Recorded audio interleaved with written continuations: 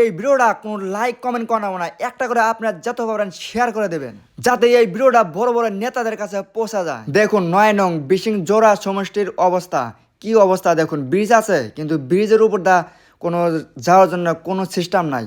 অল্প বৃষ্টি নামার সাথ সাথ দেখুন মানুষের কত কষ্ট হয়ে যায়। সাধারণ মানুষের কষ্ট হয় হবো কিন্তু আর কেউ তো যায় আসে না, তারা তো আর কষ্টে থাকে না। এখানে কয় গাড়ি বান মাটি নাকবো বা 10 গাড়ি বা 20 গাড়ি, এই 10-20 গাড়ি মাটির জন্য দেখুন মানুষের কত কষ্ট হয়ে আছে। এই রাস্তাটা হলো পিডাব্লিউ রাস্তা, দেখুন পিডাব্লিউ রাস্তার কি একটা অবস্থা হয়ে আছে বর্তমান। শ্যামলতলা, বন্দিখানা, বজালগা, তারপরে মাঝেরচর, ধুবুরি, পদ্মালগা, এই রাস্তা দিয়ে সব মানুষ আপ ডাউন করে।